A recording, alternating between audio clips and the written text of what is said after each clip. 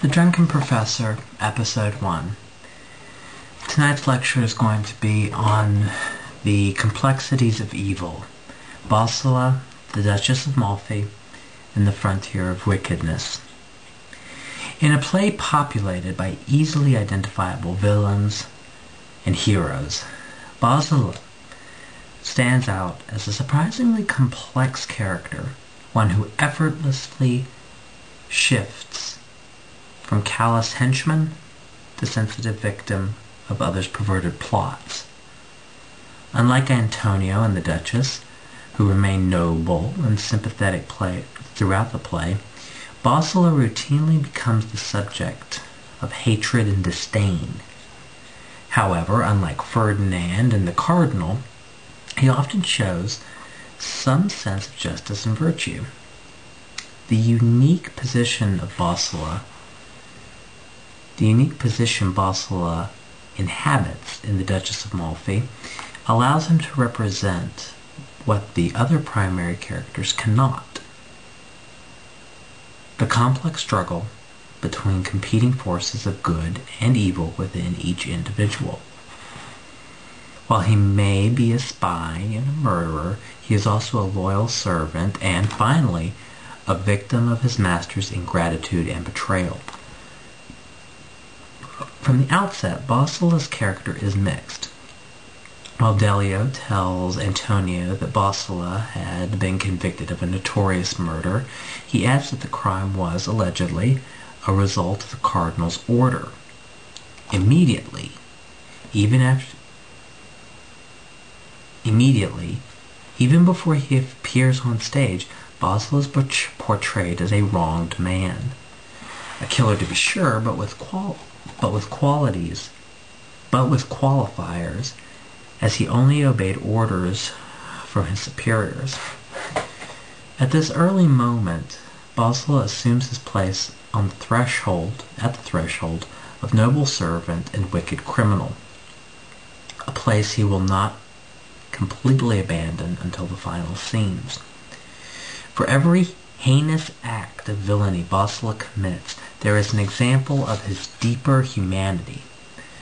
The most illustrative examples of this paradox are before and after he has, at the implied direction of Ferdinand, arranged the murder of the Duchess and Cariola. Contrary to his portrayal as a heartless devil, Bosola begs Ferdinand for mercy, asking the Mad Duke to, quote, go no further in his cruelty, and resisting Ferdinand's order to once again confront the Duchess. This glimpse of compassion within Bosola shows that he is not, as the Duke is, completely without feeling and conscience. However, this moment of nobility instantly evaporates in the following scene when he torments the imprisoned Duchess with his chilling dirge. The ease and speed with which he moves from caring defender to sadistic executioner might well be interpreted as deviousness on Bosola's part. However, it could as easily be seen as a personification of the struggle within each soul when faced with difficult decisions and choices. He does not fulfill his orders without resistance. After killing the Duchess, Bosola's conscience troubles him so greatly that he finally chooses to shed his alliance with wickedness and join the forces of nobility, namely Antonio. In the end, although the blood on his hands increases through the accidental killing of Antonio, Bosola does appear to redeem himself.